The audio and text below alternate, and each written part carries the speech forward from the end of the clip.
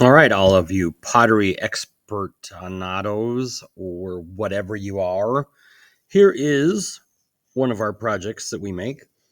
It's called slab building. Mr. Jackson loves slab building. Apparently, I like boxes. Ask my wife. I have a lot of them at my house. I need to just recycle. But, anyways, what's so great about a box? Well, one day I was thinking about it. Boxes are like people. Sometimes you've got to open the box to see what's inside, right? This particular box has a face that kind of shows some of its stuff, right? But it's also the sun in these clouds, and it just changes with my mood, I guess, right? But this one also has a stand, so kind of has a lot going on.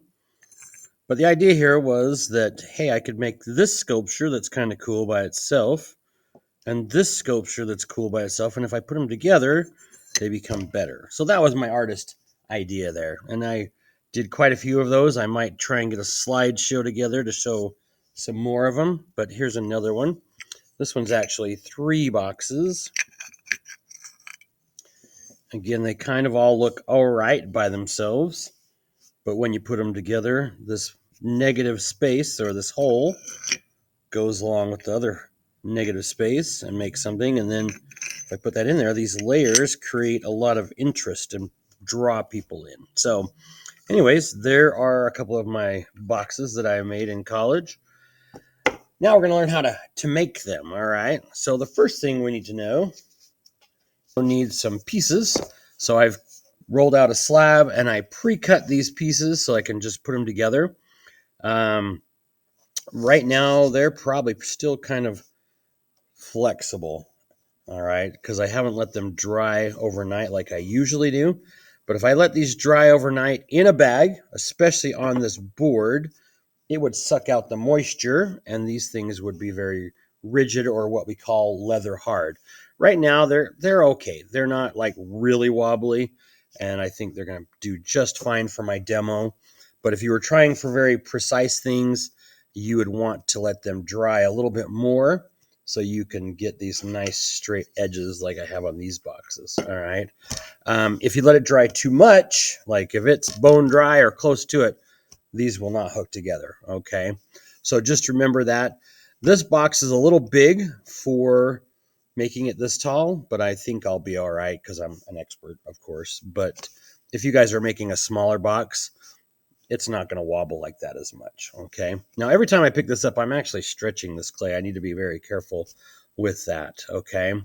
So we got 4 sides. I've got a bottom, probably a top, and then these other pieces are going to talk about here in a second. All right.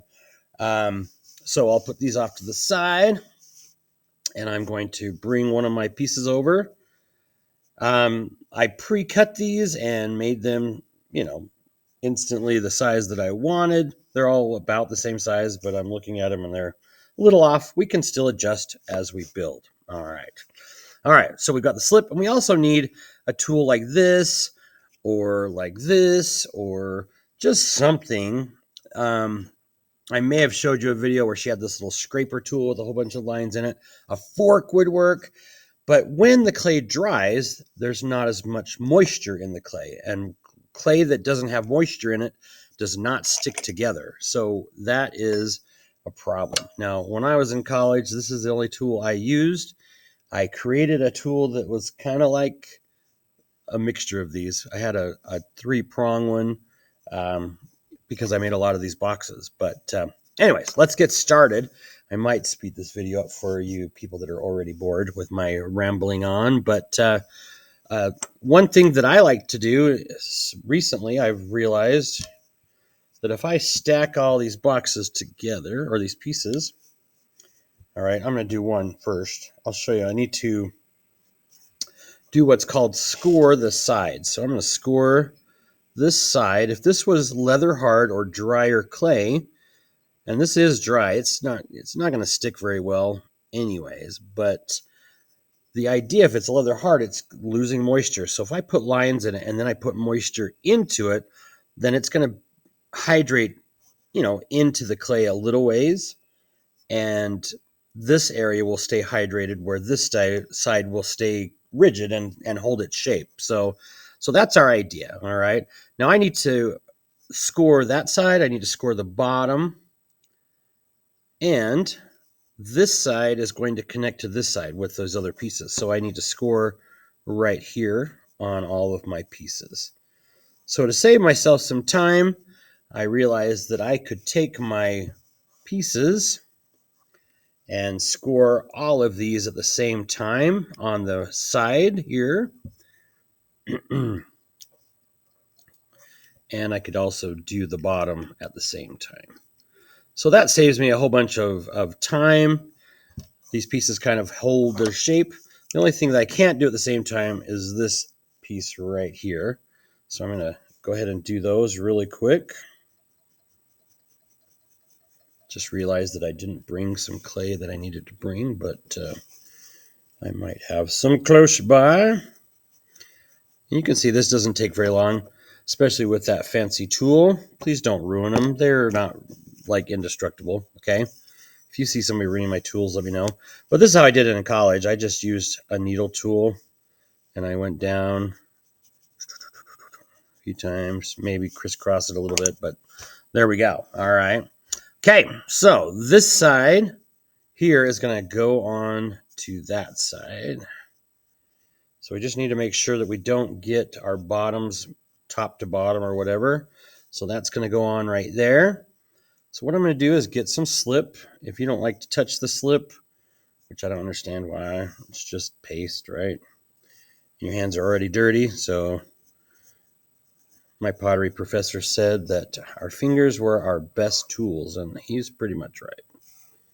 But there are a lot of tools, especially if you don't want to touch it, but all right. So now I'm going to go ahead and put this on, and I'm not going to just set it there. I'm going to like kind of work it back and forth.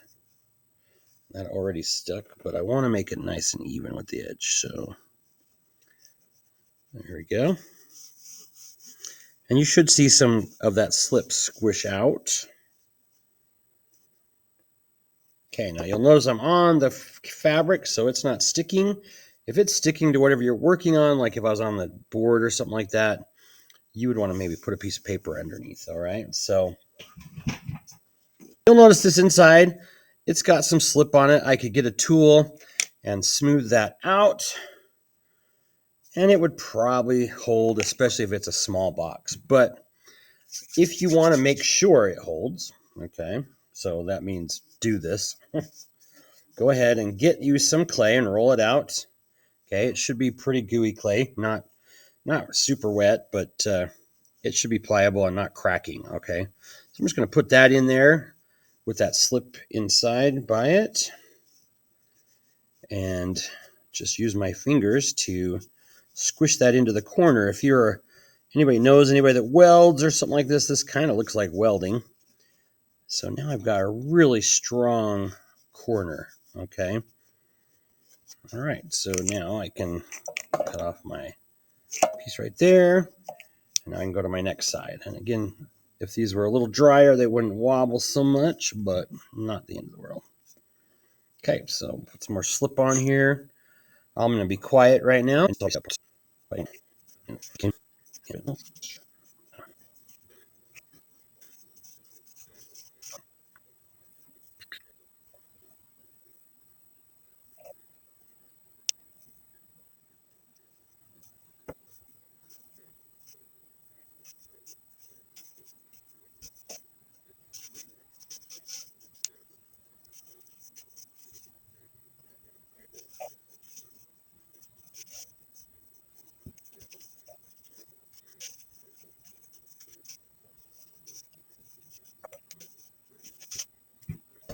All right, so there you go. I've got my 4 sides hooked on. I've reinforced the inside. Those 2 last ones were a little harder to get in, so I didn't get a whole coil all the way. Not the end of the world. They're still reinforced, so they're going to be pretty sturdy. If you can reach in there and get them, by all means do it, but at least get the top end and the bottom end, and you'll be fine. All right. Now, my bottom